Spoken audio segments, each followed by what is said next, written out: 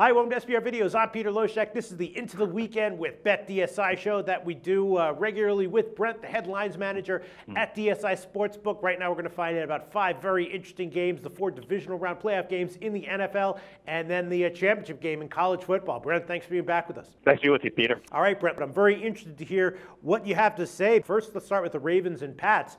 I would assume, I know the Ravens have a history of doing well and winning against spread in the playoffs, but I'm assuming that the Pats are a big public play here, right? Yeah, I could definitely have more public money on New England, but it's actually pretty balanced. I mean, even when I look at my parlays and teasers, the chart's really balanced. I mean, the line right now, I've got New England -7, dog 15, total 47.5. Now, I mean, as usual, the public is all over the over with the New England game. Even who knows what the weather's going to be like, but my count's about 2-1 on the over, and my money's about 2-1 on the over. But on the side, I do have sharp money on Baltimore. Sharp money on Baltimore at +7, -110.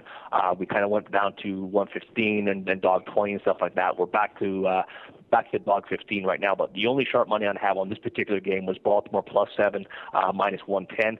My count, like I said, it slightly favors, my money slightly favors Baltimore. My count slightly favors New England, but it's nothing real big. So in terms of money, it's definitely sharp money on Baltimore. Public is on New England, as would be expected. And then let's move on to the most controversial line of the week, Carolina-Seattle. Huge spread here, as often is the case with Seattle at home, and a low total. The total has gone down a bit. I'm wondering, did you get sharp action on the under? I'm suspecting you'll tell us that you did. And on the side, I don't know. My guess is that no sharp action to speak of as yet.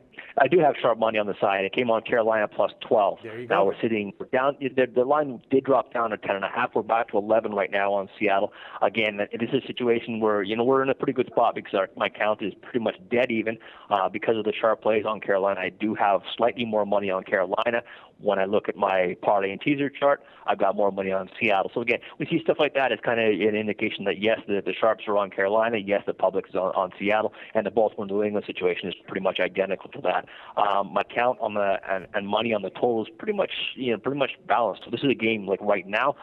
We don't really we don't have a big root either way. It's just those 2 games that we're looking at for Saturday, we're in a really good spot. All right, and then Dallas Green Bay. Normally I would think that Green Bay would be the side that the public's favoring, but we know that Dallas in almost any situation is always a good candidate to be a public back team. And now there's recently been some injury news on Aaron Rodgers that's looking a little bit iffy. So I would guess that you are balanced on this one, and maybe sharp action did come in on Dallas. I've got slightly more money on Green Bay on this one. My count favors them about 2-1. My money's roughly the same, but again, it's mostly public money. Now the lines drop down a little bit more, and that is with respect to Rodgers and his availability. In all likelihood, he's gonna play. So I mean, that's a situation where the line could maybe creep up, but we're down to 5.5 right now. Even though we still have slightly more money on Green Bay, our count slightly favors them as well. Public, of course, and Green Bay and Dallas playing together, regardless of the weather, they're going to bet the over, so they are. I've got about 2-1 in terms of my wager count on the over there. My money's almost dead even, though it slightly favors the over a little bit, but not a whole lot. So it's interesting, Peter. I mean, look at these, at least 3 of these 4 games. I'll say Baltimore, New England, Dallas, Green Bay, Indy, Denver. They're 3 games that it's going to be really easy for us, I think, to balance action and be in a position where we don't really need anyone. Carolina would obviously be a massive upset. Other than that, I mean, any of these dogs winning would not be a shocking upset. So I think even the public can grasp that, and we're going to get decent action, and it's probably going to be pretty balanced for us. Well, that sounds good for you. And then Colts Denver. Again, I guess I would assume that Denver would be the slight public play, but Peyton Manning has looked not so great at times this year. Maybe that's making the public a little bit hesitant to bet him here. What's the action like on Colts Denver? Did the sharps come in on Indianapolis?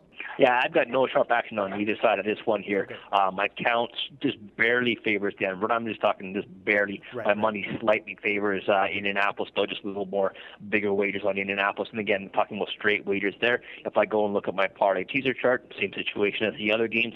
I've got more wagers and more dollar volume on Denver. So it's a situation where the straights, I'm needing one side, and the parlays and teasers on the other side, which is kind of a good indication to me that we're probably going to end up fairly balanced on this.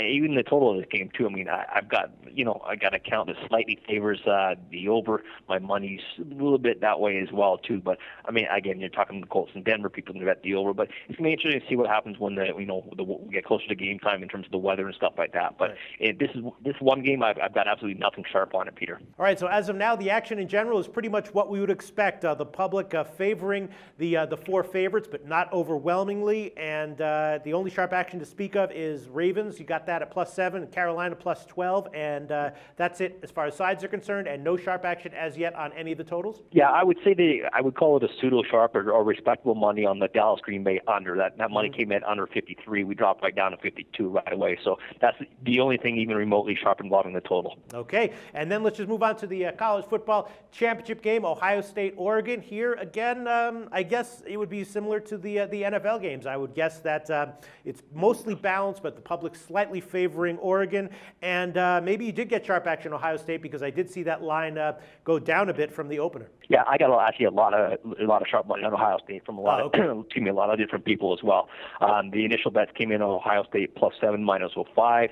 Then it took +7 -10, +7 -20. I even had +6 money on Ohio State. I even have short money line action on Ohio State. First action came in on +210 on Ohio State. Took another sharp bet at +190. We're sitting.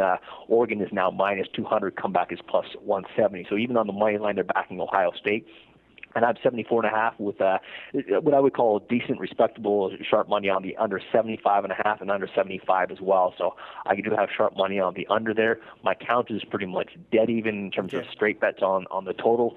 About 2-1 when I count the teasers and parties and stuff like that, which is generally public money. And my dollar volume will actually favors the under because of the sharp action that came in, Peter. Okay, but is the public favoring Oregon?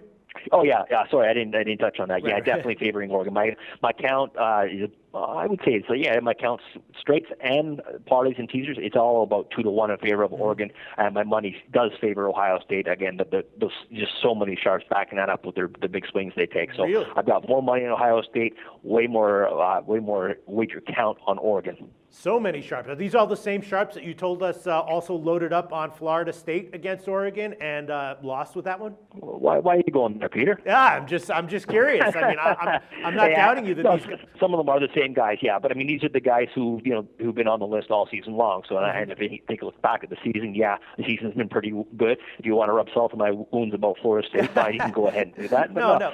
Definitely, these are good guys, strong guys. And again, I've got it's like 4 different guys. I got all on Ohio State, and that's really strong. Yeah, 4 different guys. So you're saying that some of them are the same guys who were on Florida State, but there are also some others who were on Ohio State here who weren't on Florida State. Correct. Okay. Brent from BetDSI, thanks so much, and we'll talk to you next week. The SBR Network offers free sports picks and game breakdowns, big money free betting contests year-round, a real-time Vegas-style odds monitoring service, and much more. So come see for yourself. To stay updated on SBR news and promotions, follow us on Twitter, Facebook, and Google+, and do be sure to subscribe to the Sportsbook Review YouTube channel to catch all our daily sports shows.